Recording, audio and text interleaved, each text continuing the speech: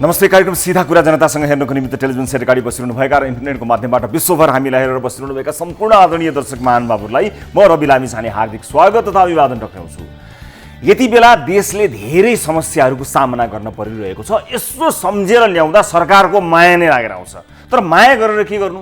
आफ्नो क्षमतामा भएको व्यतिथि समेत ठिक पार्न सकिरहेको छैन। एकतिरबाट होइन, चारतिरबाट समस्याहरूमा घेरिएको छ सरकार।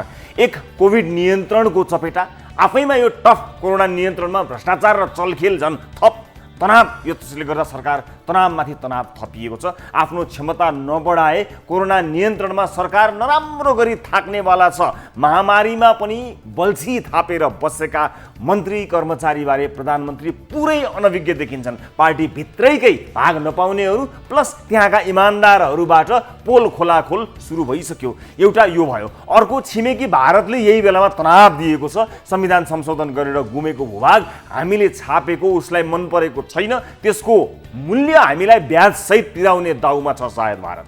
त्यो प्रेसर पनि सरकारले यही बेला थेग्नु परेको छ। अर्को प्रेसर चाइनाको।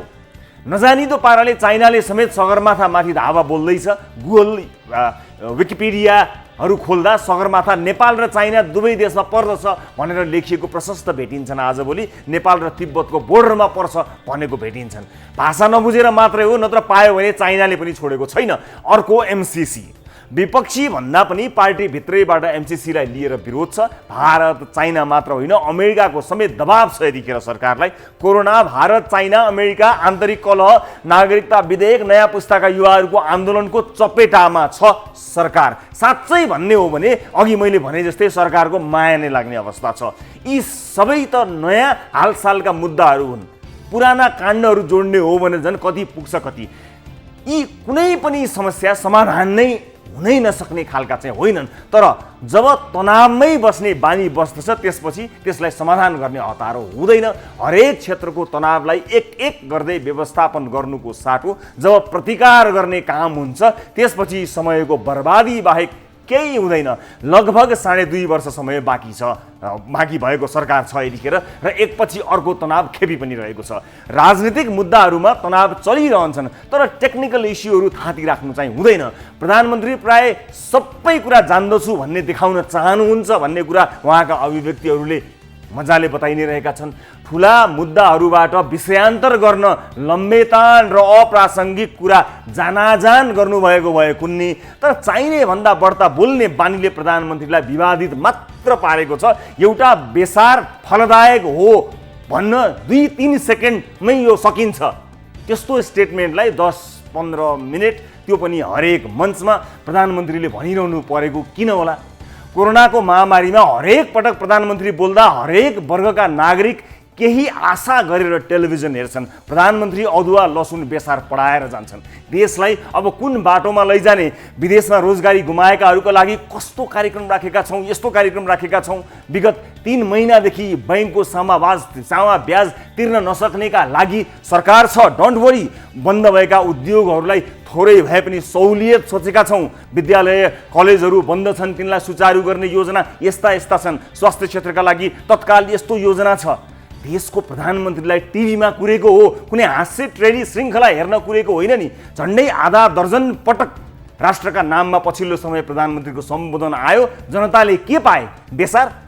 देश र देशवासीका समस्या जति विशाल छन्, प्रधानमन्त्रीका टिप्पणीहरू त्यति नै हल्का फुल्का भए यो सिरियसली भनेको हुँ। प्रत्येक दिन बैंकको फोन आउँछ, सहकारीको म्यासेज आउँछ, पसलमा ग्राहक त के झिङ्गा पनि आउँदैन, भान्सामा चामल दाल तरकारी सकिन लागिसक्यो, स्कुलबाट फी तिर्न कलहरू आउँछन्, सापट्टि लिन कुनै आफन्त बाँकी छैन, ऋण तिर्नु पर्नेले फोन गर्दा स्टकमा भएका सबै बहाना उहिल्यै सकिसक्यो। त्यसमाथि प्रधानमन्त्रीको बेसार प्रवचन 1 घण्टासम्म सुन्नु परेपछि मान्छे बौलाउँदैन? एक दिन भन्नुभयो ठिक छ, पटक पटक त्यही अनि विरोध गरे भने फेरि क्लियरिफिकेसन पनि त्यही। चुनौतीहरू अथाह छन्। कृपया यो बेसार अदुवाबाट माथि उठ्नु होला। हेल्थ टिप्स दिने काम कुनै विज्ञ डाक्टरलाई जिम्मा दिनुहोस्, जनतालाई राहतको टिप्स दिनुहोस्। जनताले आशंका गरेका कामको छानबिन गरी तथ्य बाहिर ल्याउन मद्दत गरिदिनुहोस्। भ्रष्टाचार भएको छैन भनेर छानबिन समितिले भनोस्, अदालतले भनोस्। कोरोना, भारत, चीन, एमसीसी, भ्रष्टाचार जस्ता भीमकाय समस्याहरू हल्का टिप्पणी र तितो वचनबाट पार लाग्दैनन्। बोलीमा विनम्रता थपियो भने आम मान्छेले प्रधानमन्त्रीलाई सघाउँछन्। 2 वर्ष जति लगभग काम गर्ने समय छ प्रधानमन्त्रीज्यू, जुन लामो समय हुँदै होइन। आजका मितिसम्म पनि यो देशले अलौकिक अभूतपूर्व प्रधानमन्त्री पायो, परम पूजनीय नेता पायो भन्ने ठाउँ पाएका छैनन्। भन्नलाई त वरपरकाले भारतलाई संसदबाट च्यालेन्ज गर्ने नक्सा नै सच्याउने छाती भएको कुनै नेता थियो भनेर तपाईँको मन बहलाइदेलान्। हो, त्यो साहस सानो साहस चाहिँ होइन, तर भूमि फिर्ता नभएसम्म भक्तहरूले भने जति तपाईँलाई अमरै बनाउने हदसम्मको प्रयास चाहिँ होइन त्यो। जान्नेहरू खोजी खोजी देशका समस्याहरू हल गर्दै सबैप्रति विनम्र हुँदै अगाडि बढ्दा बाँकीको 2 वर्ष चाहन्छन् पृथक हुन्छ, स्योर हुन्छ। यही दल, यही मन्त्रीमण्डल र यही प्रधानमन्त्री सच्चिए भने अर्को दल, अर्को सरकार र अर्को प्रधानमन्त्री चाहिँदैन, सच्चिनु चाहिँ पर्यो। त्यत्रा नेता कार्यकर्ताको त्यत्रो एनर्जी जहिले पनि प्रधानमन्त्रीको अभिव्यक्तिलाई बचाउनमा खर्च हुन्छ। त्यो ठुलो घाटा हो। अझै 2 वर्ष यो घाटा सहनु भयो भने तपाईँ टाट पल्टिनुहुन्छ।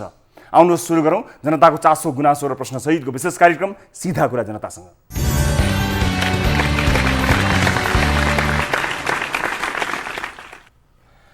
ब्रेकपछि स्वागत छ सम्पूर्ण आदरणीय दर्शक महानुभावहरूलाई कार्यक्रम सीधा कुरा जनतासँगमा। दर्शक महानुभावहरू, अर्को एउटा विशेष एपिसोडका साथमा उपस्थित छौँ। न्युज 24 टेलिभिजनको स्टुडियोबाट लाइभ विभिन्न विषयमा कुराकानी गर्न गइरहेका छौँ। पछिल्ला केही श्रृङ्खलाहरू कोभिड-19सँग सम्बन्धित रहेका छन्। आज पनि त्यसबारेको अपडेट तपाईँलाई प्रस्तुत गर्छौँ र निरन्तर रूपमा क्वारेन्टाइन स्थलहरूमा भएको बिजोगको बारे रिपोर्टिङ गरिरहेका छौँ। आज पनि विभिन्न क्वारेन्टाइनहरूको हालत, त्यहाँको अवस्था, त्यहाँका मानिसहरू, त्यहाँ रहेका दाजुभाइ दिदीबहिनीहरूको गुनासो, त्यहाँको खानापानीको व्यवस्था बारेमा सम्बन्धित निकायलाई घचघच्याउन र पीडितहरूलाई मद्दत गर्नको निमित्त हामी विशेष रिपोर्ट सहित उपस्थित भएका छौँ आजको कार्यक्रममा। कोरोना अपडेट सँगसँगै बेहाल अवस्थामा रहेका क्वारेन्टाइनहरूको अवस्थाका बारेमा आजको कार्यक्रममा कुराकानी गर्न गइरहेका छौँ।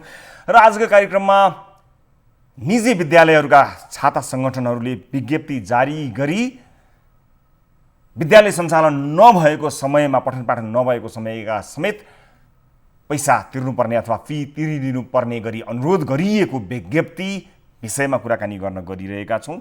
उनीहरूले विद्यालय सञ्चालन हुन गाह्रो भएको, यदि अभिभावकहरूले त्यसरी पैसा नतिरिदिने हो भने शिक्षकहरूलाई तलब खुवाउन गाह्रो परेको विषय लिएर त्यस विषय र अन्य विभिन्न आफ्ना समस्याहरू राख्दै अभिभावकहरूलाई अनुरोध गर्ने प्रेस विज्ञप्ति बाहिर आएको छ। त्यसबारे कुराकानी गर्छौँ, त्यसभित्रको यथार्थलाई जान्ने कोसिस गर्नेछौँ। अभिभावकहरूका तर्फबाट पनि कुराकानी गर्नेछौँ, स्कुल सञ्चालकहरूका तर्फबाट पनि र ती तमाम शिक्षक शिक्षिकाहरू र कर्मचारीहरूका तर्फबाट पनि केही कुरा गर्ने कोसिस आजको कार्यक्रममा गर्नेछौँ। र आजकै कार्यक्रममा विशेष गरेर सुदूरपश्चिम प्रदेश र प्रदेश 5मा को विषयमा केन्द्रित रहेर कुराकानी गर्न गइरहेका छौँ, जहाँ सरकार भने यो महामारीमा कर नउठेको र ढुकुटी रित्तिन लागेको कुराकानी गरिरहेको छ। तर अहिले यतिखेर भने सुदूरपश्चिम प्रदेश र प्रदेश नम्बर 5मा भने जनप्रतिनिधिहरूको तलब सुविधा वृद्धि गर्ने प्रयास गरिएको छ। त्यसबारेको रिपोर्ट पनि आजको कार्यक्रममा प्रस्तुत गर्छौँ र एक विद्युत सम्बन्धी विषय पनि रहेको छ। उदयपुरको समयले के विषयलाई साथ दिन्छ हेर्दै जाउँ। कार्यक्रमको सुरुवातमा ताली र गालीबाट सुरुवात गर्न गइरहेको छु। यसअघिको कार्यक्रममा हाम्रो प्रश्न थियो, कोरोना सन्दर्भमा अदुवा लसुन बेसार प्रयोग गर्ने बारे प्रधानमन्त्रीको बुझाइ तपाईँलाई कस्तो लागेको छ?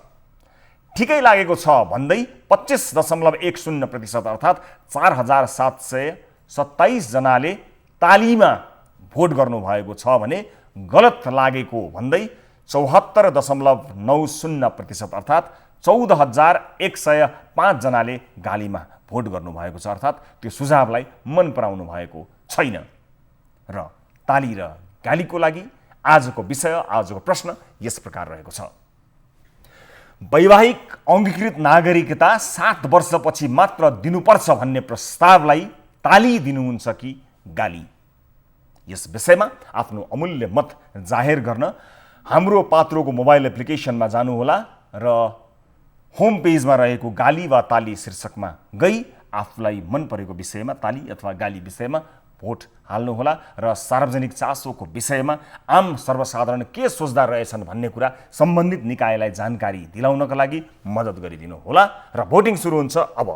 अब केही अपडेट। नेपालमा कोरोना भाइरसबाट थप एकजनाको मृत्यु भएको छ। आजको नियमित प्रेस ब्रिफिङका क्रममा स्वास्थ्य तथा जनसङ्ख्या मन्त्रालयका प्रवक्ता डाक्टर जागेश्वर गौतमले एकको मृत्यु भएको, एकजना थपिनु भएको बताउनु भएको छ। यसैगरी नेपालमा कोरोनाका कारण मृत्यु हुनेको सङ्ख्या 23 पुगेको छ। मृतक गुल्मीको छत्रकोट गाउँपालिकाका वर्ष 69 का पुरुष भएको जानकारी प्राप्त भएको छ। प्रवक्ता डाक्टर गौतमले दिएको जानकारी अनुसार उनी प्यारालाइसिस उपचारका क्रममा भारत गएर गत 25 गते नेपाल आएका थिए। नेपाल आएपछि उनी होम क्वारेन्टिनमा बसेका थिए। उनको मृत्यु शुक्रबार घरमै भएको थियो। शुक्रबार नै स्वाब सङ्कलन गरी भैरहवा पठाइएको मा शनिबार PCR पोजिटिभ देखिएको थियो। मृतकको शवको व्यवस्थापन शनिबार नै नेपाली सेनाको सहयोगमा गरिएको छ। त्यस्तै 24 घण्टामा 421 सङ्क्रमित थपिएका छन्। यो सँगै देशभर कोरोना सङ्क्रमणको सङ्ख्या 9026 पुगेको छ। पछिल्लो 24 घण्टामा 8006 जनाको PCR परीक्षण गरिएको छ। हालसम्म 1,75,000 बढीको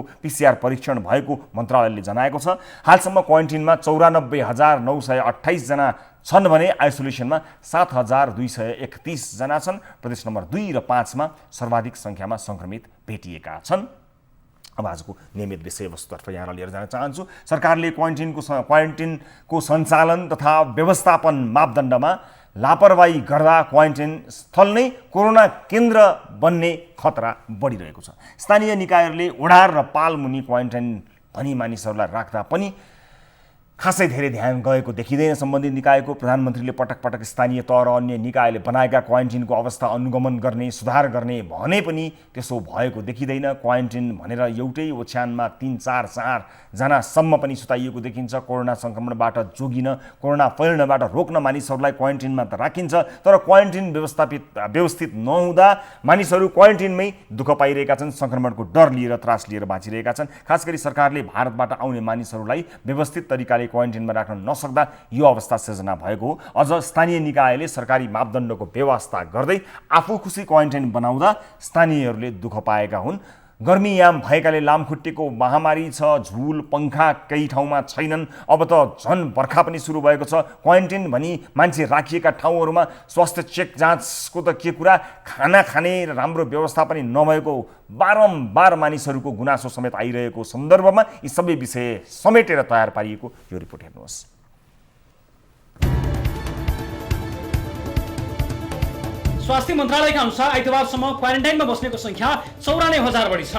संक्रमणको सुरुवाती चरणमा क्वारेन्टाइन व्यवस्थापनमा स्थानीय तहले चासो देखाए पनि झन् विदेशबाट स्वदेश फर्किने तथा संक्रमितको सङ्ख्या बढ्दै जाँदा क्वारेन्टाइन स्थल भने भद्रगोल बनेका छन्।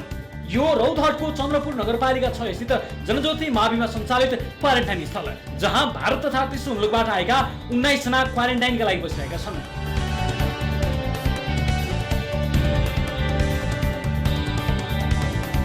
क्वारेन्टाइनमा बसेकाहरू अस्वस्थकारी खाना, चिसो भएको बिस्तारा अनि लामखुट्टेको टोकाइले कोरोनाबाट बस्ने प्रयासमा अरू रोगको शिकार हुने डरमा छन्। त्यो एउटा पोजिटिभ भेटेको छ त्यो रुममा, उसले पोजिटिभ भएकोले सामान सबै लग्यो, तर त्यही रुममा बस्ने अरूले सामान छोडेर गएको छ। त्यो कसले निकाल्ने त्यो सामान? यहाँ सेनिटाइजरको त्यो छिट्ने एउटा डब्बा मागेको छ र यता रुममा। अब हामीलाई खोज भन्छ, कुन रुममा खोज्ने हामीले? सामान छैन एउटा पनि, केही सामान चिजहरू। अब यहाँ खाना ल्याउने मान्छे बिना पन्जामा आउँछ, आएर हातले हालेर जान्छ, केही छैन यहाँ। उनीहरू बाहिर बस्ने मान्छेलाई भन्छ यहाँ व्यवहार कुकुरको जस्तो छ, सेभ गर्न सक्छ भने सक्छ, ठिक छ, होइन भने आफ्नो तरिकाले सेभ भएर बस्यो भने हामी आफ्नो तरिकाले बस्छौँ। अहिले त यो क्वारेन्टाइन स्थल कसले व्यवस्थापन गर्ने भन्ने नै विवाद देखिएको छ। चन्द्रपुर नगरपालिकाका प्रमुख प्रशासकीय अधिकृत कृष्ण सिग्देलले स्थानीय अजय शाहलाई क्वारेन्टाइन संयोजकको जिम्मा लगाएको भन्दै जिम्मेवारीबाट उम्किने खोज्छन्। संयोजक भनिएका शाहले भने सुरुवाती चरणमा आफूले व्यवस्थापनमा सहयोग गरेको तर जिम्मा नलिएको भन्दै पन्छिन्छन्। चन्द्रपुर नगरपालिकाका स्वास्थ्य शाखा प्रमुख अभय ठाकुरले समेत क्वारेन्टाइन आफूहरूको जिम्मा नभएको बताउँछन्। मलाई दिएको जिम्मेवारी नगरपालिकाले त्यही हो, उपचार गर्ने भने संयोजकजीहरू हुनुहुन्छ, नेतृत्व गर्नुहुन्छ, त्यो कुरा मलाई थाहा भएन होइन। हाम्रो काम स्वास्थ्य सम्बन्धी हेरचाह गर्ने, व्यवस्थापन पक्ष को भन्ने कुरो नै अहिलेसम्म टुङ्गो लगाउन सकेन हामीले। चन्द्रपुर नगरपालिकाले चाहिँ यो क्वारेन्टाइन व्यवस्थापनको लागि चाहिँ 1.5 करोड जति पैसा विनियोजन गरेको छ, रकम अन्तर गरेर पैसा छुटाएको छ क्वारेन्टाइन व्यवस्थापन गर्न। त्यो व्यवस्थापनको जिम्मा कसले लिएको भन्ने कुरो नै अहिलेसम्म पत्तै लगाउन सकेन। यस्तै यो स्याङ्जाको पञ्चकन्या माविस्थित सुस्त श्रवण स्रोत कक्षामा सञ्चालित क्वारेन्टाइन स्थल हो। 23 दिनदेखि क्वारेन्टाइनमा बसेका उनीहरू पछिल्ला दिनमा पिउने पानीदेखि खाना समेत राम्रो नभएको गुनासो उनीहरूको छ। आज नास्ता खाना राम्रो थिएन र थाहा छ। अहिलेसम्म कोहीलाई पानी कस्तो आज 2-3 दिन भयो पानी आएको छैन। पानी आएको नि त्यस्तो छ। दाल पनि कहिले भात ढेर हालिदिन्छ, कहिले दाल थोरै हाल्छ, कहिले के ल्याउँछ कहिले के ल्याउँछ। त्यो पत्ताकोपी मात्रै छ बजारमा, अरू पनि छ नि। खानामा समेत अनियमितता भएको उनीहरूको आरोप छ। बिहान बेलुका नास्ता गरेर चाहिँ सादा खानाको चाहिँ 400 रुपियाँ पकाउनु पर्छ अरे। अनि चाहिँ अबुर पैसा चाहिँ अब कहाँ के अरे 100 रुपियाँ चाहिँ कसले खाएको छ त्यो थाहा छैन मलाई त। यति नै हो, मैले त केही जान्दिनँ। तर 100 रुपियाँ चाहिँ दिनको यहाँ कतिजना गरे 34 जना मान्छेहरू छ केटाहरू। 34 जनामा चाहिँ 400 रुपियाँ खाना 500 मिल्यो भनेदेखि न त्यहाँ कति बच्छ पैसा चाहिँ। त्यो अबुर बचेको पैसा चाहिँ 100 रुपियाँको हिसाबले त 34 जना कति भन्छ त्यो पैसा कहाँ गएको छ त्यो थाहा छैन। स्वाब सङ्क्रमण भएको 2 साता पुग्ने लाग्दा पनि रिपोर्टमा आएपछि क्वारेन्टाइन छाडेर हिँड्न खोजेका छन् उनीहरू। यिनीहरूको कि त हामीलाई मलाई आर्चोर पठाउनु पऱ्यो, कि त झुलुङ्गा तपाईँको चाहिँ मच्छर धुप दिन पऱ्यो। मच्छर धुप सकेको 2-3 दिन भयो, पानी आएको छैन। पानी थाप्न 2 घन्टा लाइन बस्नुपर्छ। कसैको पेट खराब भयो हुन्छ, कसैको उहाँ बिमारी मान्छे छन्, यहाँ माथि छता लगाइरहेछ। खाना तपाईँको चाउमिन काँचै हुन्छ जहिले पनि। र आएदेखि आज 8 दिन भयो, 1 दिन चना मिलेको थियो र बाँकी दिन 7 दिन चाउमिनै छ है। यी 2 प्रतिनिधि घटना मात्र हुन्। पछिल्लो समय क्वारेन्टाइनमा बस्नेको संख्या बढ्दै जाँदा क्वारेन्टाइन स्थल नै अव्यवस्थित र असुरक्षित बन्दै गएका छन्। कोरोना महामारी नियन्त्रण कमिटी CCMC का अनुसार तेस्रो मुलुकबाट आउनेहरूलाई काठमाडौँमा होल्डिङ सेन्टरमा केही समय राखेर सम्बन्धित स्थानीय निकायले व्यवस्थापन गरेको क्वारेन्टाइनमा पठाइँदैछ। तर स्थानीय निकायहरू भने आर्थिक अभाव, क्वारेन्टाइन स्थलको सुरक्षा, समयमै रिपोर्ट नआउँदा क्वारेन्टाइनमा बसेकाहरूको आक्रोश लगायतका कारण देखाउँदै क्वारेन्टाइन व्यवस्थापनबाट भाग्न खोज्दैछन्। दर्शक महानुभावहरू, यो विषयमा थप कुराकानी गर्न यतिखेर टेलिफोन सम्पर्कमा हुनुहुन्छ रौतहटको चन्द्रपुर नगरपालिकाका मेयर रामचन्द्र चौधरी। मेयर साहब नमस्कार, स्वागत छ यहाँलाई कार्यक्रममा। हजुर मेयर साहब सुन्नु भएको छ? हजुर, यहाँ गुनासो आएको हुनाले मेयर साहबलाई सम्पर्क गऱ्यौँ हामीले। क्वारेन्टाइन स्थलमा भएका मानिसहरूले त्यहाँको व्यवस्थापनलाई लिएर गुनासोहरू धेरै गरिरहेका छन्। लामखुट्टेको टोकाइबाट पनि गाह्रो भयो बस्नको लागि भनेर भनिरहेका छन्। अनि क्वारेन्टाइनमा जुन कसले जिम्मा लिएको भन्ने उसलाई देखाइरहेको छ। जस्तो अभय जो शाखा प्रमुख हुनुहुन्छ अभय ठाकुरजीले त क्वारेन्टाइन कसको जिम्मामा लगाएको भन्ने पनि थाहा छैन भन्नुभएको छ। वडा अध्यक्षज्यू एकजनाले पनि थाहा छैन भन्नुभएको रहेछ। 1.5 करोड खर्च भयो भन्ने पनि कुरा आयो। के हो कसो हो मेयर साहब, एकपटक बताइदिनु न सर। अहिलेसम्म तपाईँको जनज्योति माध्यमिक विद्यालयमा हजुर जुन क्वारेन्टाइन छ त्यहाँ पनि सबै व्यवस्थाहरू भइराखेको हो। हजुर, खानामा केही कमजोरी छैन। हजुर, अब तपाईँको त्यहाँ चाहिँ हर व्यवस्था बनाइ, कोठाको पनि व्यवस्था छन्। बिजुली हामी दिएका छौँ, पङ्खा हालिदिएका छौँ, हजुर, पेड राखिदिएका छौँ, झुल राखेका छौँ। हजुर, झुल राख्दा पनि लामखुट्टे लाग्छ भने कसले के गर्छ र त्यहाँ सेनिटाइजर सिटिराखेका छन्। तर अब हाम्रो स्वास्थ्यको अभय ठाकुरले जिम्मा दियो दिएन यो गैर जिम्मेवार कुरा गरेका छन्। म उसँग भोलि स्पष्टीकरण सोध्छु। हजुर, अब उसलाई सबै जिम्मा हामी चाहिँ प्रमुख प्रशासकीय अधिकृतमा आफै बसेर सम्पूर्ण जिम्मा दिएका छौँ। अहिले कुरा तपाईँको मिडियाबाट आएको छ, यो चाहिँ यो मलाई पनि अहिले खड्को है र मसँग चाहिँ लिखित उहाँसँग चाहिँ किन जिम्मेवारी के कति कारणले भयो होइन त्यो जिम्मेवारीको कुरा चाहिँ भोलिको कुरा दिनमा आउला होइन। र अहिले चाहिँ स्वास्थ्यको जिम्मा अभय ठाकुरले दिएका छौँ र हाम्रो चाहिँ त्यहाँ एउटा समिति बनाएका छौँ र वडा अध्यक्ष लगायत तपाईँको त्यहाँ एउटा समाजसेवी अजय शाहको नेतृत्वमा एउटा चाहिँ जिम्मेवार समिति बनाएका छौँ र खानाको लागि चाहिँ एउटा चाहिँ हामी चाहिँ टेन्ट हाउसले दिएका छौँ जसले चाहिँ अहिलेसम्म म भन्छु दबाको साथ खानामा यो भयो त्यो भयो। रौतहट जिल्लाकै क्वारेन्टाइनमा सबभन्दा राम्रो खाना हामी दिएका छौँ। त्यस्तो हो भने तपाईँको मिडियालाई अहिले पनि भोलि पर्सि जुन बेला पनि त्यहाँ चाहिँ अनुगमन गरेर हेर्दा हुन्छ है। अहिलेसम्म मैले अब कति भयो 1 करोड 2 करोड कुरा होइन, अहिलेसम्म यो चाहिँ अफवाह मात्रै हो। 1 करोड अब यसभन्दा विगतमा त हामी त 6 करोडमा हामी खर्च गऱ्यौँ। के अरे हामीले चाहिँ के अरे राहत पाथ्यौँ। हामीले आउटसोर्सर बनाएका छौँ। त्यसपछि हामीले अर्को क्वारेन्टाइन बनाएका छौँ। 3 ठाउँमा क्वारेन्टाइन चल्यो। त्यो अलग विषय होला। त्यो हिसाब चाहिँ भोलि चाहिँ हामी पारदर्शी हिसाबले चाहिँ हामी दिनेछौँ है। अब यहाँ यस्तो छ, अब यति धेरै पैसा खर्च भएको होला भएन तपाईँहरूले सार्वजनिक गरिहाल्नुपर्छ, त्यसलाई त सार्वजनिक नगरेर सुखै छैन, आम जनताले प्रश्न गरिहाल्छन्, त्यसमा शङ्का भएन। तर यो मानिसहरूले गुनासो गरिरहेका छन्, जसरी देखाइरहेका छन्, त्यहाँको अवस्थाको भिडियो हामीलाई पठाइरहेका छन्। तपाईँ आफै अब मेयरका रूपमा, मेयरका हैसियतले तपाईँ त्यहाँ भएका सबै क्वारेन्टाइनको तपाईँले आफै गएर अनुगमन गर्नुभएको छ मेयर साहब? मैले एकपल्ट अनुमान गरेँ। अब किनभने अहिले हाम्रो आषाढको दिन हो र हामीले चाहिँ नगरसभाको तयारीमा लागेका छौँ। हामीसँग फुर्सद छैन। अन्तिम आउँछ आज चाहिँ 7 गते भइसक्यो। हामी 10 गते चाहिँ नगरसभा टेबल गर्नै पर्छ। दिन रात बिहानदेखि बेलुकीसम्म हामी चाहिँ बैठकमा लागेका छौँ। त्यो कुरा जिम्मेवार साथीहरूले लगाएका छौँ। जिम्मेवार साथीहरूबाट त्यो कुनै पनि यो कम्प्लेन आएको छैन। कम्प्लेन नआइसकेपछि हामीले के गर्नुपर्ने के गर्नु नपर्ने त्यो कुरा स्वास्थ्य शाखाबाट पनि आएको छैन, अरू ठाउँबाट पनि आएको छैन। र यो कहाँबाट यो मिडियामा आयो त्यहाँ चाहिँ अव्यवस्थित भएको छ त्यो मलाई थाहा भएन। यही पनि म यहीँ छु। तपाईँ काठमाडौँबाट चाहिँ अहिले चाहिँ प्रत्यक्ष प्रसारण हामी गर्दैछौँ। तर म त चन्द्रपुरमा छु नि। यहाँ पनि मलाई त्यो इन्फर्मेसन गर्दाखेरि म अहिले पनि अनुगमन गर्न तयार छु। त्यहाँ भएका त्रुटिहरू सच्याउँदै हामी आगामी दिनमा चाहिँ कुनै त्रुटि क्वारेन्टाइनमा बस्नेहरूलाई हुँदैन।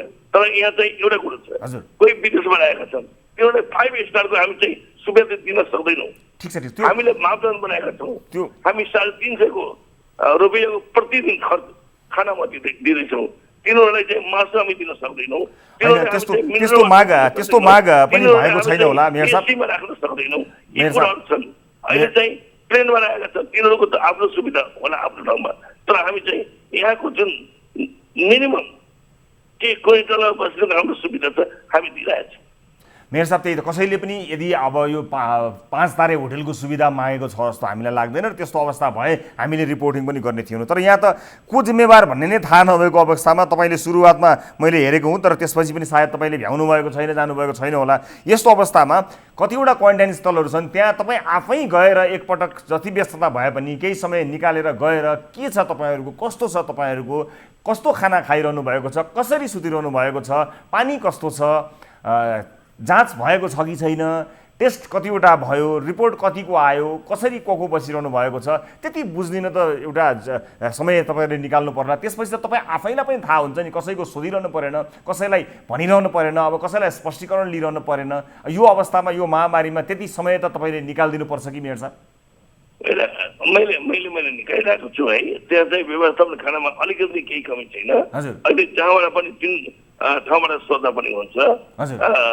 बसोबासको व्यवस्था चाहिँ हाम्रो चाहिँ विद्यालयमा छन्।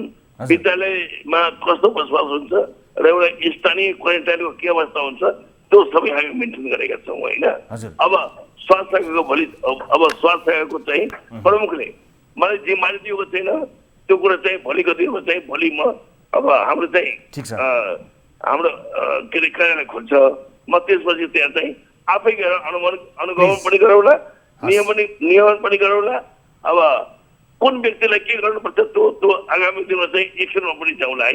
यति भयो पुगिहाल्यो, बस यति मात्र चाहेको मेयर साहब, हामीले यति मात्र चाहेको। आम सर्वसाधारणले त्यहाँ भएका मानिसले गरेको गुनासो सुनवाई होस् र त्यहाँ मानिसहरूले एउटा दुःख त छँदैछ, अर्को थप दुःख नपाउन्। अनि गर्मीको यस्तो समय छ, लामखुट्टेको टोकाइबाट झन् अर्को स्थितिको सृजना हुनसक्छ। यी सबै कुराहरूलाई मध्यनजर गर्दै तपाईँको ध्यान आकर्षण गराएका हौँ र अन्य ठाउँको पनि हामीले रिपोर्ट प्रस्तुत गऱ्यौँ। सबैलाई हाम्रो अनुरोध यही नै हो, प्रश्न यही नै हो, कृपया ध्यान दिनु होला। म यहाँलाई धेरै धेरै धन्यवाद दिन चाहन्छु समय र जानकारीका लागि। र देशैभरका जति पनि क्वारेन्टाइन स्थलहरू छन् तिनका बारेमा हामी नियमित रूपमा प्रस्तुत गरिरहेका छौँ। तिनलाई सुधार गर्न सकिन्छ। विभिन्न स्थानीय क्लबहरू छन्, एनजिओ आइएनजिओहरूलाई समावेश गराउन सकिन्छ, जिम्मा लगाउन सकिन्छ, अनुगमन गर्न सकिन्छ। योभन्दा राम्रो हामीले पक्कै पनि व्यवस्थापन गर्न सक्दछौँ र हरेक हिसाबलाई पारदर्शी गराएर मानिसहरूलाई उच्च मनोबलका साथ क्वारेन्टाइनमा बस्न सक्ने वातावरण बनाउन जति पनि सकिन्छ, जति प्रयासहरू भएका छन् ती प्रयासहरूमा थप प्रयासको आवश्यकता जरुरत छ। कृपया देशभरिका क्वारेन्टाइन स्थलहरूबाट आएका यस्ता समस्या र गुनासोहरूलाई सम्बन्धित निकायले गम्भीरतापूर्वक लिइदिनु होला। एउटा कुनै ठाउँको क्वारेन्टाइन स्थलका लागि देशका प्रधानमन्त्रीले ध्यान दिनुपर्ने अवस्था सृजना नहोस्। त्यसकारण त यो देशमा सङ्घीयता छ, ताकि स्थानीय सरकारले स्थानीय समस्या सजिलै हल गर्न सक्नुहोस्, नत्र ठुलो प्रश्न खडा हुनेछ। यो एउटा अवसरको रूपमा लिनुहुनेछ भन्ने विश्वास लिएको छु। र यतिखेर भिडियो कल मार्फत कोही दर्शक हामीसँग जोडिनु भएको छ, म उहाँलाई स्वागत गर्छु। नमस्कार, कहाँबाट को बोल्दै हुनुहुन्छ? नमस्कार हजुर, कहाँबाट को बोल्दै हुनुहुन्छ? म रवि सर, नमस्कार। हजुर, कहाँबाट को बोल्दै हुनुहुन्छ?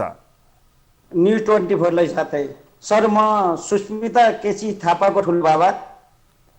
हजुर, बानापा 8 कपिल वस्तु। सर, मेरो विनम्र अनुरोध, हजुर, न्युज 24 लाई 24 मार्फत हजुर, मेरो छोरी सुस्मिता केसीको 2077 असार 1 गते राति हेटौँडा उपनगरपालिका कर्रा वार्ड नम्बर 4 सूर्य चोक स्थित आफ्नै घरको किचनमा विवश हत्या भएको अवस्था हो। हजुर, योजनाबद्ध तरिकाले मेरो छोरीको टाउकोमा ढुङ्गाको लोहराले थिचेर हत्या भएको छ।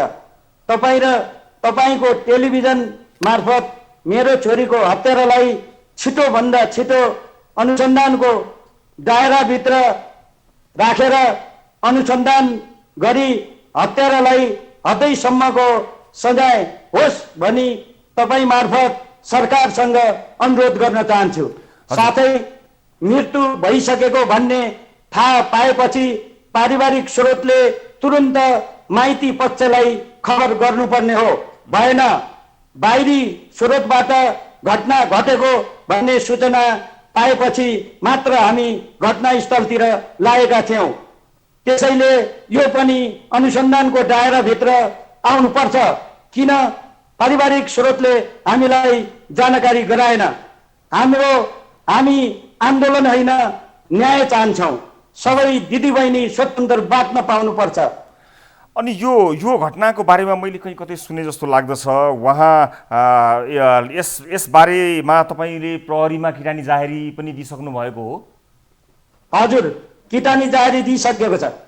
यो घटना म सम्झिने प्रयास गरिरहेको छु। मैले सामाजिक सञ्जालहरूमा देखे जस्तो लाग्यो। उहाँको श्रीमानको पनि मृत्यु भएको सन्दर्भको घटना हो यो? हजुर, उहाँको श्रीमान गएको दसैँको 23 गते यहाँ कपिल वस्तु आएर फर्किने क्रममा दाउन्नेको यस मोडमा बाइक दुर्घटना भएर मृत्यु भएको थियो। त्यसपछि अहिलेसम्मको घटनामा मेरो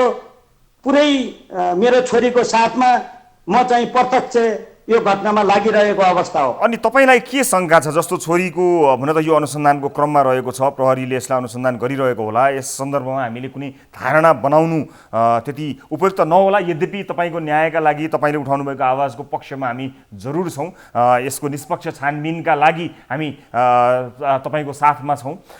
यो तपाईँको आशंका चाहिँ के? यो घटनामा जसरी तपाईँकी छोरीको हत्या गरियो भनेर भनिएको छ, के कारणले भएको होला, के भएको होला? तपाईँको आशंका चाहिँ के छ? यसको मूल कारण अथवा घटना हुनुको पछाडिको कारणलाई तपाईँहरूले के आशंका गर्नुभएको छ? सबभन्दा पहिला त म तपाईँलाई यो जानकारी गर्न, तपाईँको टेलिभिजन मार्फत यो जानकारी गर्न चाहन्छु कि मेरो ज्वाइँको जब दुर्घटना भयो अनि त्यसपछि दुर्घटना भयो भन्ने घटना सुन्ने बित्तिकै दुर्घटना नवलपरासीको दाउन्नेमा भएको थियो। तपाईँको ज्वाइँको डेथ भइसकेको छ। तपाईँ आउनुहुन्छ त तपाईँ नवलपरासीको यो पृथ्वी हस्पिटल यस्तो त्यस्तै छ, त्यहाँ चाहिँ तपाईँ पुग्नु होला। अनि डेथ बडी तपाईँको मान्छे उहाँ लैसकेको छ भनेपछि हामी तुरुन्त परासीको हस्पिटलमा पुग्यौँ। राति पुग्दाखेरि त्यहाँको जानकारी अनुसार उहाँको डेथ भइसकेको छ। अहिले सबगृहमा उहाँ रहनु भएको छ। भोलि बिहान मात्रै तपाईँहरूले उ गर्न सक्नुहुन्छ भन्दाखेरि भोलि बिहान गएर उहाँलाई पोस्टमार्टम गरेर अनि हेटौँडा छोरी साथै त्यो डेड बडी हेटौँडा लिएर पठाउने क्रममा हामीले मेरो छोरीलाई बहुत ठुलो चोट पर्यो, एक्लै छोरीलाई छोड्न हुन्न, हामीले एकजना पठाउनु पर्छ, हामी जान नहुने भनेर आफ्नो माइजूलाई हामीले नानीको साथ हेटौँडा पठायौँ।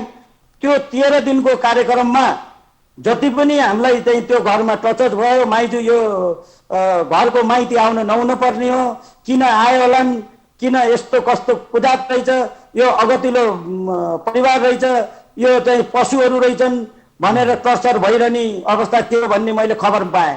त्यसपछि 13 दिनको दिन हामी चाहिँ त्यो घटनामा जानुपर्ने, बाबुआमाले चाहेको कपडा दिएर मात्रै छोरीको मुख हेर्न पर्ने भनेर हामी हेटौँडा स्थित पुग्यौँ। त्यो घटनामा नजाउँ, त्यतातिर नजाउँ होला। त्यतातिर भन्दा पनि पछिल्लो समय तपाईँले गराउनु भएको घटनातर्फ नै लागौँ र यो अनुसन्धानको क्रममा रहेको छ। तपाईँलाई के यो अनुसन्धानमा केही आशंका लागेर तपाईँले हामीलाई सम्पर्क गर्नुभएको हो? स्वच्छ अनुसन्धान होला नहोला भन्ने कुरामा तपाईँलाई शङ्का लागेको हो, अथवा यसमा कोही प्रभावित होलान् कि केही दबाब प्रभाव पर्ला भनेर आशंकित हुनुभएको हो कि नत्र त प्रहरीले हेर्दैछ घटनालाई? के कारणले तपाईँले सम्झिनु भएको हामीलाई?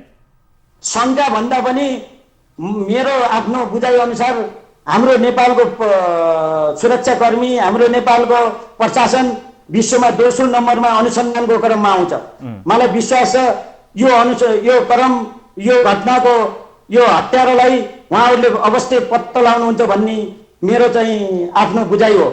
तर कसरी भएको भन्ने हुँदाखेरि त्यति बेलैदेखि मलाई चाहिँ त्यो घरमा यो ज्वाइँको मेरो भाइको हत्या गर्ने, मेरो भाइको घटनाको कारण नै यो माइती हो भनेर मेरो सिधै टर्चर भएको हुँदाखेरि अनि त्यो घरकोले नै घरमै मेरो नानीको थिची विवश हत्या भएको, लोहराले थिची विवश हत्या भएको हुँदाखेरि त्यो घरको परिवार नै जिम्मेवार छ भन्ने मेरो बुझाइ हो।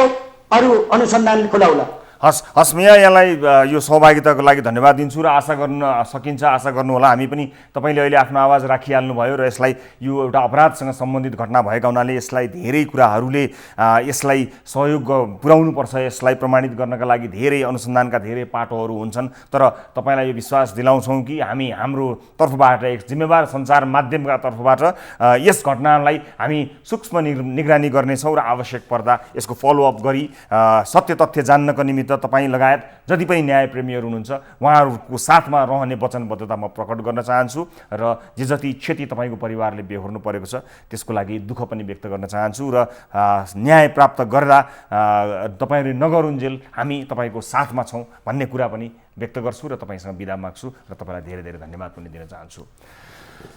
दर्शक महानुभावहरू, एउटा घटनालाई लिएर उहाँले प्रस्तुत गर्नुभयो आफ्नो छोरीको विभत्स हत्या भएको आरोप भर्खरै लगाउनु भएको छ। उहाँले बताउनु भने सुस्मिता केसी थापा असार 1 गते भएको घटनाका विषयलाई उहाँले बताउनु भयो र अघि मैले बताएअनुसार यो अपराधसँग सम्बन्धित भएको र यसलाई धेरै प्रष्ट पार्नुपर्ने धेरै ठाउँहरू हुन्छन्, धेरै कामहरू रहन्छन्। त्यस कारणले उहाँले लगाउनु भएको यो आरोपलाई अहिले आरोपका रूपमा मात्र हामीले प्रस्तुत गऱ्यौँ। यो प्रत्यक्ष प्रसारण हुने कार्यक्रम हो र यसलाई आवश्यक फलोअप हामीलाई केही सामग्रीहरू प्राप्त भएछन् भने सुरक्षा निकायसँग समन्वय गरी आवश्यक रिपोर्ट पनि गर्ने वचनबद्धता फेरि पनि प्रकट गर्छु। र अब आजको अर्को विषयतर्फ यहाँहरूको ध्यान आकर्षित गराउन चाहन्छु। दर्शक महानुभावहरू, लकडाउन सुरु भए यता नै केही स्कुलहरूले अभिभावकहरूसँग शुल्क उठाउन ताकेता गर्न थालिसकेका थिए। यसरी स्कुलले नपढाए पनि शुल्क माग्न थालेपछि सरकारले शुल्क नउठाउन र नदिन विज्ञप्ति नै जारी गर्यो। त्यसपछि पनि विद्यालयहरूले विभिन्न शीर्षकमा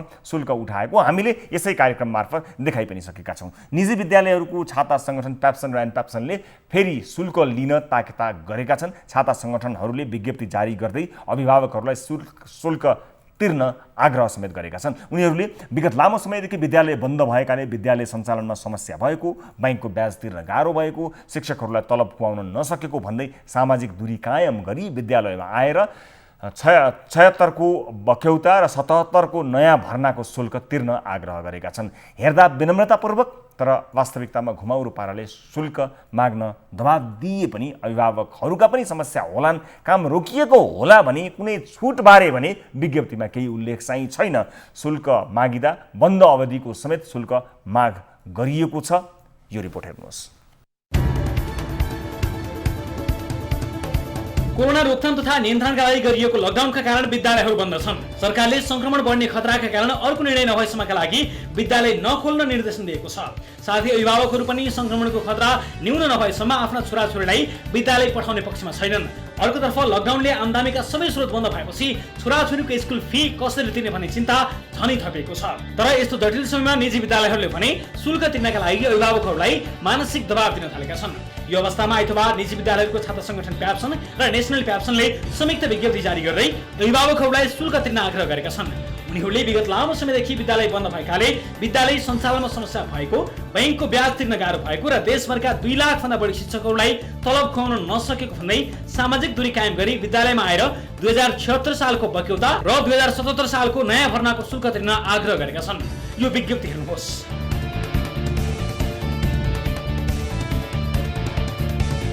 2076 चैत्र 16 गतेको मन्त्री परिषदको निर्णयबारे शिक्षा मन्त्रालयले जारी गरेको सूचनामा होस्टल शुल्क बाहेक चैत महिनाको अन्य कुनै पनि शुल्क नलिन निजी विद्यालयहरूलाई निर्देशन दिएको थियो। तर प्याप्सन र नेसनल प्याप्सनले उक्त छुट दिनुपर्ने शुल्कबारे केही उल्लेख गरेका छैनन्। बरु 2076 को सबै बक्यौता तिर्न भनेका छन्।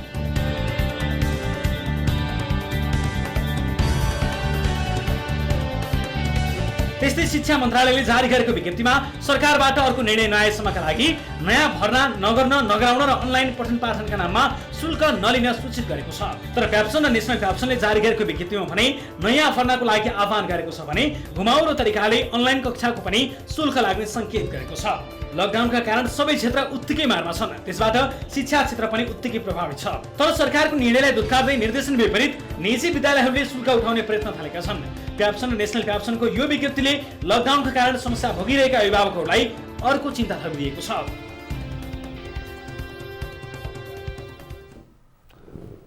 दर्शक महानुभावहरू, यो एउटा समस्याको रूपमा आएको छ। दुवै पक्षका बारेमा कुराकानी गर्नुपर्ने अवस्था जरुर छ। यसका लागि हामीले माननीय स्वास्थ्य मन्त्रीज्यूसँग समयको माग गरेका छौँ र चाँडै नै आगामी कार्यक्रमहरूमा त्यो विषयलाई हामीले उठान गर्नेछौँ। तर यतिखेर भने यस विषयमा थप कुराकानी गर्न हाम्रो टेलिफोन सम्पर्कमा हुनुहुन्छ विद्यालयहरूको छाता सङ्गठन एनप्याप्सनका अध्यक्ष ऋतुराज सापकोटा।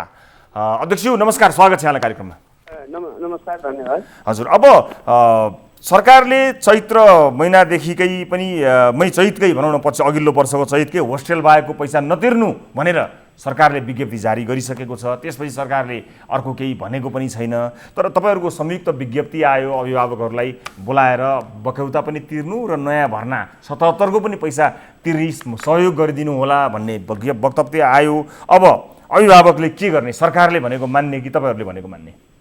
होइन, त्यो प्रेस विज्ञप्तिको अन्तर्यमा पसेर हेर्नुभयो भने वास्तवमा त्यो प्रयास भनेको चाहिँ के हो भने विद्यार्थीहरूलाई शैक्षिक गतिविधिसँग जोड्ने प्रयास हो। भर्खरै प्रधानमन्त्रीज्यूले के भन्नुभएको छ भने यो शैक्षिक सत्र खेर जान नदिनको लागि पनि कुनै न कुनै किसिमले अगाडि लिएर जानुपर्छ, शैक्षिक गतिविधि बढाउनुपर्छ भन्ने कुरा जुन प्रधानमन्त्रीज्यूको सम्बोधनमा पनि आएको छ। अब हामीले विद्यार्थी भाइ बहिनीहरूलाई जोड्नको लागि पनि कमसेकम दर्ता प्रक्रिया त हुन पर्यो। विद्यालयले प्लान गर्नको लागि विद्यालयले अब पढाउने कुरा चाहे त्यो भर्चुअल होस् अथवा चाहिँ भौतिक उपस्थितिमा सम्भावना भएसम्म त्यो पनि गर्ने कुराहरू सबै कुरा सम्भव त्यही बेलामा हुन्छ जब चाहिँ तत्त विद्यालयलाई आफ्नो विद्यालयमा कति विद्यार्थी हुने हो भन्ने कुरा थाहा हुन्छ। त्यसकारण पनि यो सबै चाहिँ यो भर्ना भन्ने कुरालाई ठ्याक्कै पैसासँग मात्रै पनि जोड्न हुँदैन। अभिभावकलाई परेको अप्ठ्यारो कुरा त विद्यालयलाई थाहा हुन्छ र अभिभावकसँग संवाद गरेपछि त्यो अभिभावकहरूलाई दबाब नदिने भन्ने कुरा त आफ्नो ठाउँमा छँदैछ। तर कम्तीमा पनि एउटा भर्ना प्रक्रिया सुरु गरेपछि एउटा कक्षामा यतिजना विद्यार्थी, यो कक्षालाई यसरी हामीले चाहिँ सञ्चालन गर्ने अथवा कुन बेलादेखि राज्यले भन्छ, राज्यले दिशानिर्देश गर्छ, अब चलाउन सकिने स्थिति भयो भनेपछि पनि त तयारी त गर्न पर्यो। भर्चुअल क्लासका कुरा छन्, भर्चुअल क्लासमा जोड्नको लागि पनि त विद्यार्थीको सङ्ख्या किटान हुन पर्यो। यी सबै कुराहरू जोडेर आएका हुन् र अधिकांश शिक्षा यो विद्यालय सञ्चालकहरूले चाहिँ अब हटाटमा 15 दिन अगाडि नै परीक्षा सञ्चालन गर्नु भन्ने किसिमको आदेश भयो। जुन फागुनमै हामीलाई फागुन 20 गते अब फागुनको अन्तिममा परीक्षा सुरु गरेर चैत्र 5 गतेसम्म इक्जाम तपाईँहरूले सिध्याउनुहोस् भन्ने स्थितिमा चाहिँ सबै विद्यालयहरूले के गर्नु पर्यो भने आफ्नो परीक्षाहरूलाई आफ्नो जुन नियमित परीक्षा थियो अन्तिम परीक्षा त्यसलाई अगाडि सार्नु पर्यो। त्यो अगाडि सार्दाखेरि समस्या के भइदियो भने अभिभावकहरूको तलब भत्ता बुझ्ने बेला भइसकेका थिएन। उहाँहरूले विद्यालयलाई बुझाउनु पर्ने दायित्व तिर्न सक्ने स्थिति थिएन। त्यो बेलामा पनि परीक्षा रोक्ने काम गरिएन कुनै पनि विद्यालयबाट र परीक्षा निर्वाध रूपमा गयो र त्यो बेलाको ड्युज नै कति अभिभावकहरूले तिर्न बाँकी छ भने त्यस्ता कुराहरूलाई सहजीकरण गरिदिनुहोस्, सजिलो भएपछि भन्ने चाहिँ अन्तर्य हो त्यो भित्रको प्रेस विज्ञप्तिभित्र। ठिक छ, तर यसमा एउटा कुरा त्यो अन्तर्य हो, तर यसलाई तपाईँहरूले जस्तो आगामी दिनमा कसरी अगाडि बढ्न सकिएला भन्ने विषयलाई फोकस गर्नुको साटो अघिल्लो बाँकी पक्यौतालाई तपाईँहरूले जुन प्राथमिकता दिनुभएको छ र मानिसहरूले आम अरू कुराहरू त्यसमा फुलबुट्टाहरू जति भरे तापनि मान्छेले बुझ्ने भनेको के भने अब स्कुलले पैसा माग्यो, स्कुलले अघिल्लो पक्यौता चैतको पनि पैसा माग्यो र नयाँ भर्नाको पनि पैसा माग्यो, फेरि यो हरेक वर्ष भर्ना गर्ने यो चलन छ स्कुलहरूमा। अब यो त पछि कुरा गरौँला, किन पढिरहेको स्कुलमा हरेक वर्ष किन भर्ना गर्न पर्ने हो? त्यो भर्ना नै होइन नि, त्यो वार्षिक शुल्कलाई तपाईँहरूले भर्ना भनेर बुझिरहनु भएको छ। ठिक छ, त्यो पनि छोडिदिउँ। त्यसमा पर्यो नि वार्षिक शुल्क भनेको के हो? शिक्षा नियमावलीले वार्षिक शुल्क कति लिने भनेको छ र भर्ना भनेको जहिले पनि वान टाइम हुन्छ। ठिक छ, हामी सञ्चारकर्मी मित्रहरूले पनि बुझ्दिन पर्छ। ल ठिक छ, यसलाई पनि माने मैले, ल छोडिदिउँ, यसमा पनि म गइनँ। तर चैत्र महिनाको त सरकारले नलिनु भनेको छ, त्यो त नलिनु भनेको चैत्र महिनाको यत्रो वर्ष स्कुल चलाएकाहरू नयाँ कम होला। सरकारले त्यो चैत्र महिनाको खर्च व्यवस्थापन चाहिँ कसरी गर्नु भनेको छ त? त्यो त केही भनेको छैन नि त हामीलाई।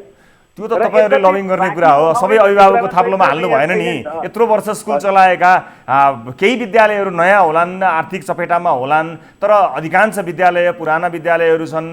यत्रो लामो समयसँग विद्यालय सञ्चालन गरेको विद्यालयहरूको कतिपयको आर्थिक अवस्था त कहाँबाट कहाँ पुगिसकेको अवस्था पनि छ। इन एन एभरेज विद्यालयहरू नै सम्पन्न छन् भन्ने बुझ्नु पर्यो। यद्यपि अभिभावकहरूको आर्थिक अवस्था पनि फरक फरक परिवारको फरक फरक होला, तर 1 महिना 1.5 महिनाको पनि धान्न सक्ने अवस्था हुनु भएन त। यत्रो ठुलो संस्था, यत्रो छाटा सङ्गठन, यत्रो सङ्गठित विद्यालयहरू देशैभरिका प्याप्सन एन्ड प्याप्सन छन्, 1 महिनाको जाबो पनि परिवारलाई छुट नदिने तपाईँहरूले भन्ने प्रश्न पनि त आउँछ नि? होइन नि, 1 महिनाको कुरा मात्रै छैन। तपाईँले हाम्रो प्रेस विज्ञप्तिभित्र हेर्नुभयो भने वैशाख जेठका कुराहरूमा पनि अभिभावक, शिक्षक र विद्यालय सञ्चालक बसेर सहमति के बन्न सक्छ भन्ने कुरामा त हामी सधैँ ओपन नै छौँ कि त्यो कुरामा। जस्तो के गर्न सकिन्छ अब आइडिया दिनुहोस् न त। ल अहिले ठिक छ, अहिले हाम्रो टेलिभिजन हेरिरहनुभएका धेरै अभिभावकहरू हुनुहुन्छ, एउटा आइडिया दिनुहोस् न त, के चाहिँ हुन सक्ने सम्भावना छ त? किनभने अहिले अभिभावकज्यू, शिक्षक कर्मचारी र हामी विद्यालय सञ्चालकको एउटै अभियान अथवा एउटै ऊ चाहिँ के हुन पर्यो भने हाम्रो अभिभावक मन्त्रालयले केही कुरा बोलिदिनु पर्यो यस विषयमा। किनभने अलग अलग हामी अभिभावकसँग मात्रै पनि, किनभने अभिभावक त हामी विद्यालयलाई सदैव चाहिने हो, शिक्षक कर्मचारी भनेको विद्यालयलाई त सदैव चाहिने हो।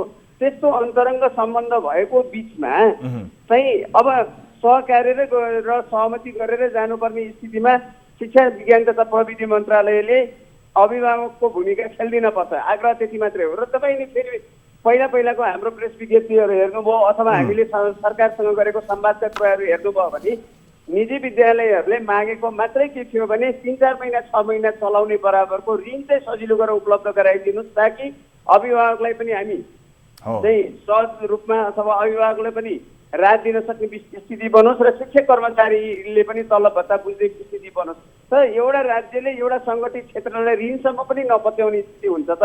त्यो हो होइन, त्यो तपाईँको पक्षलाई लिएर आज पनि हामीले शिक्षा मन्त्रीज्यूसँग कुराकानी गरेका छौँ। त्यसमा तपाईँहरूको आवाज त्यतिखेर चाहिँ अहिले चाहिँ अभिभावकहरूको आवाज उठाएर तपाईँलाई प्रश्न गरेको, फेरि त्यतिखेर शिक्षा मन्त्रीज्यूसँग कुराकानी गर्दा तपाईँहरूको आवाज उठाएर शिक्षा मन्त्रीज्यूलाई प्रश्न गरौँला। तपाईँलाई म यो वचनबद्धता प्रकट गर्छु है। तर अहिले यसमा अभिभावकज्यूहरूको प्रति हामी बिल्कुलै संवेदनशील छौँ। अभिभावकज्यूको प्रयास शक्ति, अभिभावकज्यूहरू कति अभिभावकहरू जागिरबाट बाहिर बिउ हुनु परेको स्थिति होला, कतिले तलब भत्ता बुझ्न नसक्नु भएको स्थिति होला, त्यो कुरालाई प्रति त हामी संवेदनशील नै हुन्छौँ नि। तर अभिभावक सबै पनि त एउटै किसिमको मार्कामा हुनुहुन्न नि अहिले। ठिक छ, यसरी अब फरक फरक आर्थिक क्षमतामा अभिभावकहरू हुनुहुन्छ, त्यसलाई हेरेर तपाईँहरूले फरक फरक कुनै स्किमहरू चल्छ नि कहिलेकाहीँ? ओके, यो वर्ष 3 महिनाकोलाई चाहिँ यो वर्षभरिमा तपाईँले प्रत्येक महिनामा इन्स्टलमेन्ट गरेर अथवा यो बिचको यस्ता किसिमका हामी त अभिभावकसँग बसेर त्यही कुरा बनाउँछौँ। हेर्नु सर, अहिले पनि के छ भने जस्तै निजामती कर्मचारी, प्रहरी, सेनामा,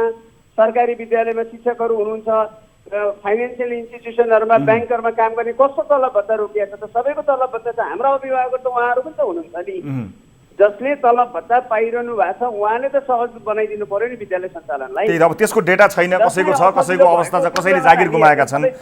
अब यसलाई यसरी बुझौँ न, सरकारसँग तपाईँहरूको लडाइँ छँदैछ, त्यसमा हाम्रो पनि साथ छ, मैले तपाईँलाई अघि भनिहालेँ, त्यो छँदैछ। यो बिचमा कयौँ शिक्षकहरू त्यहाँ काम गरिरहनु भएको छ, उहाँहरूको तलब सुविधाहरू रोकिएको अथवा घटेको, तपाईँहरूले उहाँहरूले जागिर गुमाउनु परेको त्यस्तो अवस्था छ कि छैन? होइन यसो अहिलेसम्म नयाँ कक्षामा कतिजना विद्यार्थी एउटा कुरा के हुन्छ भने विद्यालयमा विद्यार्थी सङ्ख्या नरहेपछि स्वाभाविक रूपमा शिक्षक सङ्ख्या घट्नुपर्ने बाध्यात्मक स्थिति हुन्छ। त्यो कुरा शिक्षक कर्मचारीहरूलाई पनि थाहा छ। त्यसै कारण त हामी भर्ना प्रक्रिया अगाडि बढाउँ। भर्ना भन्नासाथ मुखले बोलेर फोनबाट टिपाएर मेरो छोरा अथवा मेरो छोरी कक्षामा आउने हो है, अब स्कुलमा आउने हो भन्ने पनि पुग्छ। त्यहाँ कुनै भर्ना भनेर कुनै ट्रान्जेक्सन पैसै ल्याउँदा मात्रै भर्ना हुने, त्यो एउटा एस्योरेन्स, त्यो एउटा प्रतिबद्धता एस्योरेन्स चाहियो कि मेरो स्कुलमा यति मान्छे आउने भयो भन्ने चाहियो। स्कुलले के कुरामा कन्फर्म हुन सक्नु पर्यो भने मलाई यति शिक्षक कर्मचारी चाहिन्छ, अब पठन पाठनलाई यसरी मैले अगाडि लैजान्छु भनेर त एउटा व्यवस्थित हुनलाई पनि चाहिएको कुराहरू हुन् कि यिनीहरू। हजुर, त्यो एस्योरेन्स भयो भने पैसा भनेको कुन कसरी लिने, नलिने, कति लिने, कति छुट दिने त्यो गर्न सकिन्छ। अभिभावकसँग बसेर एउटै परिवारभित्र त्यो फरक कुरा अभिभावकहरूले पनि त्यस्तो चिन्तित हुनु पर्दैन। हामीले अभिभावकहरूलाई थोरै चिन्तामा पार्दै गर्दा सरकारको ढोका ढब्काउनको पनि तर सापकोटाजी तपाईँहरूको विज्ञप्तिले चाहिँ अभिभावकहरूको मुटुमा ढ्याङ्ग्रो ठोकेको छ। यो कुरा चाहिँ तपाईँले स्वीकार गर्नुपर्ने हुन्छ। अब अहिले तपाईँको हाम्रो यो कुराकानीले केही राहत उहाँहरूलाई महसुस भयो होला भन्ने म ठान्दछु। यसको जिस्ट हाम्रो यो कुराकानीलाई मैले अलिकति समराइज गरौँ, यसलाई न्यारो डाउन गरेर यसको बुझाइलाई अलिकति स्पष्ट पारिदिउँ है। तपाईँहरूले के चाहनु भएको हो भने सरकारले हामीलाई हेरोस्, हामीले हाम्रा कर्मचारीहरू शिक्षकहरूलाई पाल्नुपर्ने हुन्छ, बैंकको ऋण छ, भाडादेखि लिएर विभिन्न खर्च छ, त्यसमा हामीलाई सरकारले ऋण दियोस्, सरकारले ऋण पत्याउनु पर्यो हामीलाई भन्ने एउटा तपाईँहरूको माग छ। र यो बिचमा विद्यार्थीहरूलाई अहिले पैसा देऊ, भोलि नै देऊ, यसरी देऊ भन्ने होइन। एटलिस्ट भर्ना प्रक्रिया अथवा हामी कन्टिन्यू गर्छौँ है। तपाईँको विद्यालयमा मेरा विद्यार्थीहरू पढ्छन्, जुन क्लासमा थिए अर्को क्लास पनि तपाईँकै स्कुलमा पढ्ने हो है भनेर एटलिस्ट रजिस्टर गर्ने अथवा त्यो प्रक्रियामा आउने क्रम भयो भने कसरी लिने, कति छुट दिने, कति महिनाको नलिने जस्ता कुरा चाहिँ आपसी सहमतिबाट तय गरिन्छ। सबै तपसिलका कुरा हुन्। यो हो नि हाम्रो बुझाइ, यही हो नि यो कुराकानी होइन सर? हजुर हजुर हजुर। हस्, धेरै अभिभावकहरूलाई केही तपाईँको सन्देश केही भन्न चाहनुहुन्छ?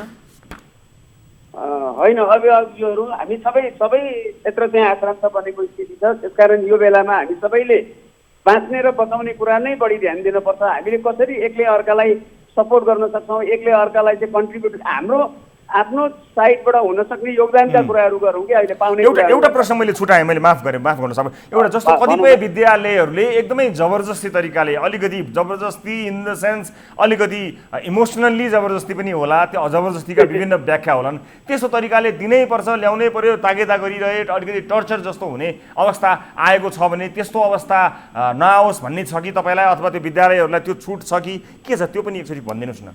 होइन, अभिभावकलाई टर्चर गरेर यो समस्याबाट मुक्ति पाइँदैन हेर्नुहोस् होइन। किनभने हाम्रो आफ्नो अभिभावकलाई त कन्भिन्सै गर्ने हो। आफ्नो अभिभावकले त बुझ्नु भएको छ। र तपाईँले अघि भनेको कुरामा नि सरकारले चाहिँ तपाईँको कस्ट रिकभरीको सिद्धान्तका आधारमा शुल्क निर्धारण गरिदिने, अनि कुनै सङ्गठित क्षेत्र कसरी बलियो हुन्छ त? तपाईँको आफ्नो सेवाको मूल्य राख्ने छुट त छैन त निजी विद्यालयहरूलाई। छैन, बिल्कुल। तपाईँले अघि भन्दै हुन्थ्यो नि 1.5 महिना 2 महिना पनि धान्न, यहाँ त तपाईँको 1 महिना पनि धान्न सक्दैन नीतिगत रूपमा भन्ने हो भने। अब कसैले सरप्लस कुनै बचाउनु भएको छ, कुनै शिक्षकबाट बचाउनु भएको छ भने अलग कुरा होला।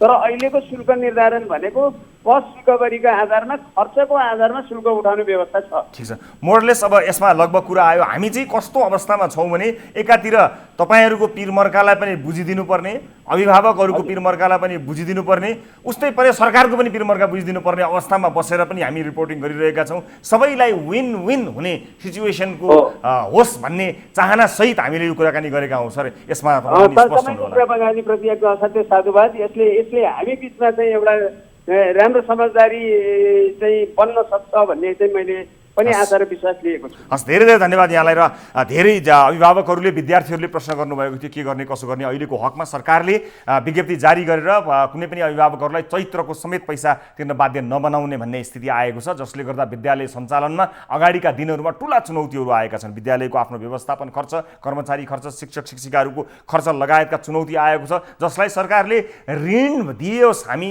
तिर्न तयार छौँ। तर हाम्रो आम्दानीको स्रोत विद्यार्थीबाट उठाउने शुल्क नै हो, भर्ना शुल्क लगायतका मासिक शुल्कहरू नै हुन् भन्ने विद्यालयहरूको भनाइ एकातिर छ भने आफ्नो जागिर गुमेका, आम्दानी गुमेका कयौँ अभिभावकहरू विद्यालयको यो पछिल्लो पठन पाठन नभएको शुल्क कसरी तिर्ने अथवा तिर्न नपरे हुन्थ्यो भन्ने मनसायमा हुनुहुन्छ। यसका लागि चाँडै समन्वय होस् भन्नका लागि यो रिपोर्ट हामीले प्रस्तुत गरेका हौँ। यसले केही मद्दत पक्कै पनि गर्यो होला, तर स्पष्ट यही पारौँ कि सरकारले बाध्य पारेको छैन। अहिलेसम्म सरकारले जारी गरेको विज्ञप्ति भ्यालिड छ, जसमा स्पष्ट भनिएको छ कि विद्यालयहरूले अहिले अभिभावकहरूबाट शुल्क उठाउन पाउने छैनन्।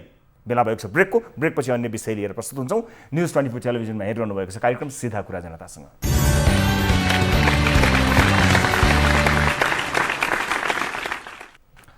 ब्रेकपछि स्वागत छ सम्पूर्ण आदरणीय दर्शक महानुभावहरूलाई कार्यक्रम सीधा कुरा जनतासँगमा। दर्शक महानुभावहरू विभिन्न रिपोर्टहरू प्रस्तुत गर्दै विभिन्न समस्याहरू बारे तपाईलाई जानकारी गराउँदै त्यसलाई समाधान गर्ने कोसिस स्वरूप सम्बन्धित निकायसँग कुराकानी गरी तपाईँका प्रश्नको प्रतिनिधित्व गर्ने प्रयास यस कार्यक्रममा निरन्तर रूपमा हामी गर्दै आइरहेका छौँ। त्यसैको निरन्तरता स्वरूप हामीले विद्यालयहरूका बारेमा प्राइभेट स्कुलहरूले अहिले विशेष गरेर दुई छाता सङ्गठनहरूको विज्ञप्तिका विषयलाई लिएर तमाम प्रश्नहरू उब्जिएका अवसरमा हामीले कुराकानी गऱ्यौँ र केही कुरा स्पष्ट पार्ने कोसिस गऱ्यौँ र चाँडै नै हामी शिक्षा मन्त्री मान्य शिक्षा मन्त्रीज्यूसँग कुराकानी गरी यसका थप आयामहरूबारे चर्चा गर्ने जानकारी पनि गराउन चाहन्छौँ। र अब आजको अर्को विषय र महत्त्वपूर्ण विषय, सरकार कोरोना महामारीका कारण राज्यको ढुकुटी रित्तिसकेको बताइरहेको छ। कर्मचारीलाई तलब खुवाउन समेत हम्मे पर्ने बेला भएको भन्दै सरकार कर उठाउन पटक पटक ताकेता गरिरहेको देखिन्छ। कर उठाउन ताकेता गरिरहेका बेला प्रदेश सरकार र स्थानीय सरकार भने तलब सुविधा र भत्ता बढाउन अग्रसर छन्।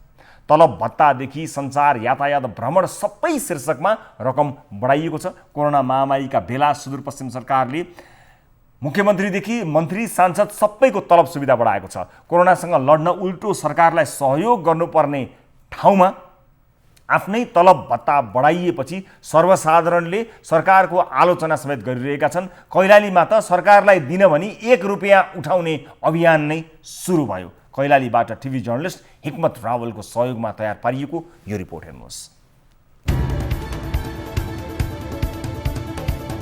शनिबार कैलालीमा युवाहरूको विरोधको नयाँ शैली देखियो, जहाँ सडक छेउमा पैसा राख्ने डिब्बा राखिएको थियो र छेउमै ठूलो बोर्ड पनि थियो, जहाँ लेखिएको थियो प्रदेश सांसदहरूको भरण पोषणका लागि 1 रुपियाँ सहयोग अभियान। कोरोना महामारीको समयमा सुदूरपश्चिम सरकारले प्रदेश सांसददेखि मुख्यमन्त्रीसम्मको तलब भत्तामा भारी वृद्धि गरेपछि कैलालीका युवाहरू विरोधमा उत्रेका थिए र सांसदको लागि तलब भत्ता कम भएको भन्दै 1 रुपियाँ संकलन अभियान सुरु गरेका थिए।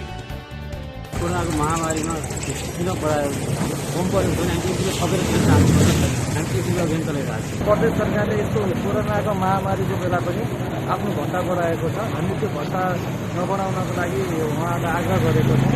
यसले हामीले यो बेला प्रदेश सरकारले प्रदेशको जनताको स्वास्थ्यको लागि ख्याल गरेर पिसिआर टेस्टहरू वृद्धि गर्नुपर्छ।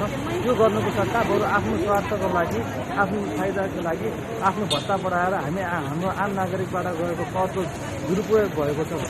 गत फागुन 29 गते बसेको सुदूरपश्चिम प्रदेशको मन्त्री परिषद बैठकबाट ऐन संशोधन गर्दै मुख्यमन्त्री र मन्त्रीहरूले आफ्नो सेवा सुविधा वृद्धि गरेका हुन्।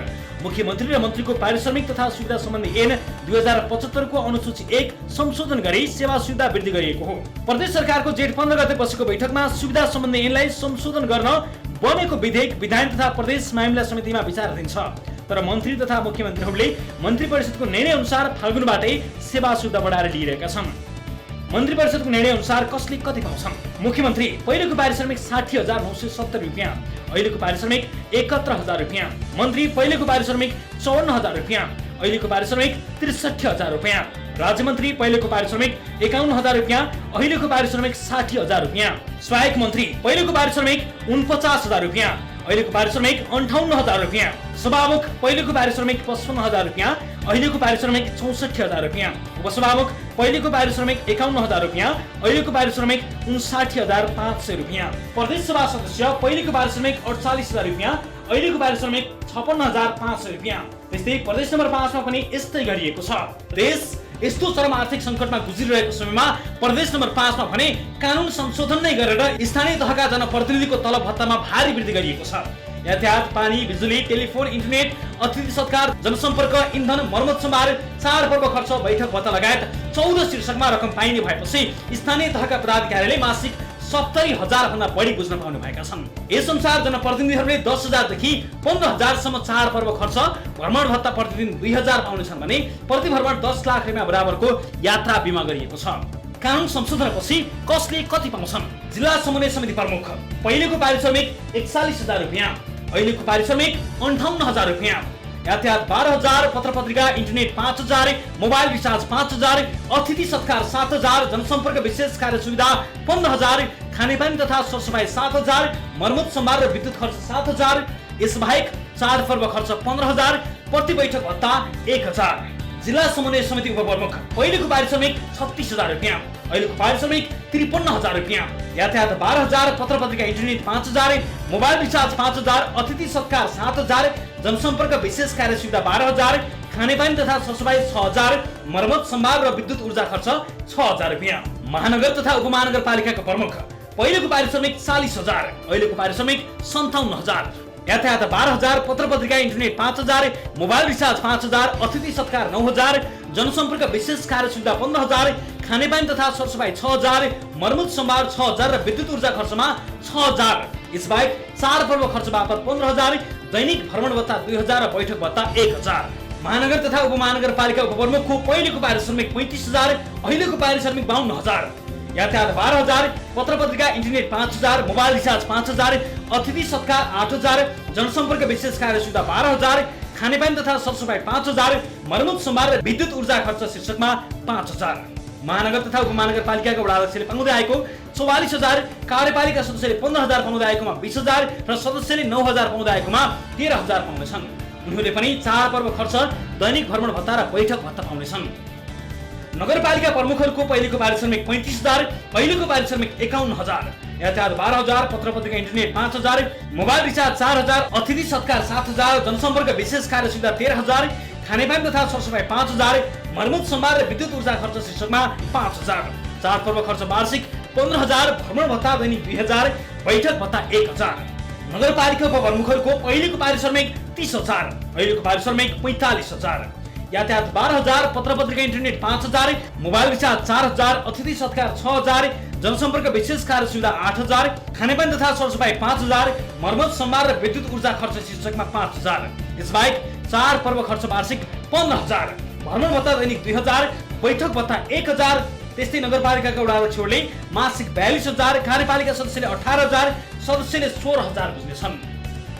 गाउँपालिका अध्यक्ष पहिलेको पारिश्रमिक 30,000, अहिलेको पारिश्रमिक 45,500। यातायात 12,000, पत्र पत्रिका इन्टरनेट 4,000, मोबाइल रिचार्ज 3,500, अतिथि सत्कार 6,000, जनसम्पर्क विशेष कार्य सुविधा 10,000, खानेपानी तथा सरसफाई 5,000, मर्मत सम्भार र विद्युत ऊर्जा खर्च 5,000। यसबाहेक चाडपर्व खर्च 12,000, प्रति बैठक भत्ता 1,000, भ्रमण भत्ता दैनिक 2,000। गाउँपालिका उपाध्यक्षको पहिलेको पारिश्रमिक 27,000 रुपियाँ, अहिलेको पारिश्रमिक 42,000 रुपियाँ। यातायात 12,000, पत्र पत्रिका इन्टरनेट 4,000, मोबाइल रिचार्ज 3,000, अतिथि सत्कार 5,000, जनसम्पर्क विशेष कार्य सुविधा 8,000, खानेपानी तथा सरसफाई 5,000, मर्मत सम्भार र विद्युत ऊर्जा खर्च शीर्षकमा 5,000। यसबाहेक चाडपर्व खर्च 12,000, प्रति बैठक भत्ता 1,000, भ्रमण भत्ता दैनिक 2,000। त्यस्तै गाउँपालिका अध्यक्षले मासिक 30,000, कार्यपालिका सदस्यले 17,000, सदस्यले 10,500 रुपियाँ पाउनेछन्। स्थानीय तहका पदाधिकारी र सदस्यले पाउने सुविधा सम्बन्धी कानुनमा संशोधन र एकीकरण विधेयक प्रदेश सभाको 5औं अधिवेशनमा पेश भएको थियो। 6औं अधिवेशनमा सर्वसम्मत पारित भएर ऐनका रूपमा लागू भएको छ, जसलाई प्रदेश प्रमुखले जेठ 29 गते प्रमाणीकरण गरेका छन्। दर्शकहरू, जनताका प्रतिनिधिले जनताको काम गरे बापत यथोचित तलब सुविधा भत्ता प्राप्त गर्नुपर्दछ, किनभने जीवन त सबैको सहज चल्नु पर्दछ। तर विशेष गरेर यो अप्ठ्यारो परिस्थितिमा यस्ता निर्णयहरू उल्ट्याउने मात्र होइन, भएका सुविधालाई पनि कटौती गरेर राज्य कोषमा पैसा फिर्ता गर्न सक्ने हृदय के जनप्रतिनिधिहरूसँग छ? हुनु पर्दैन? यो एउटा गहन प्रश्न हो।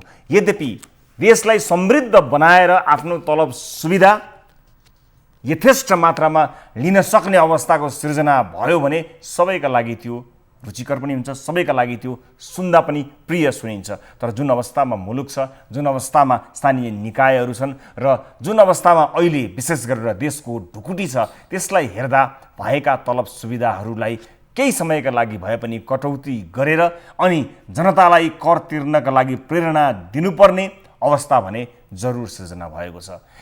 यस विषयमा थप कुराकानी गर्नुभन्दा पनि हामीले यस रिपोर्ट मार्फत सबै कुरा स्पष्ट पारिसकेका छौँ। आजका लागि कार्यक्रमको निर्धारित समय पनि समाप्त भइसकेको छ।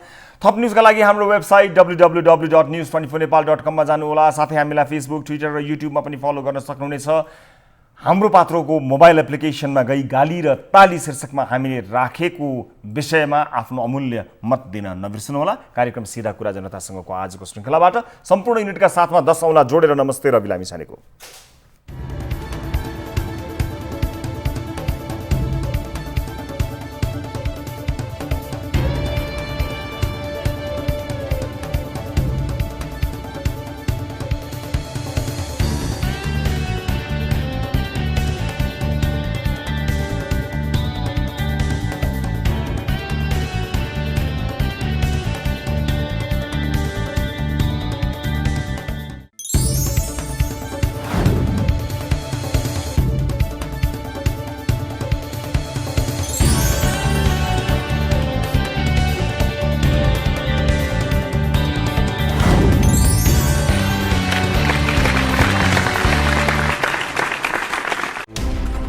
कोरोनाले सिर्जना गरेको सङ्कटमा पल पलका न्युज अपडेट र हर क्षेत्रको कभरेजका लागि न्युज 24 नेपाल युट्युब च्यानललाई सब्स्क्राइब गर्नुहोला।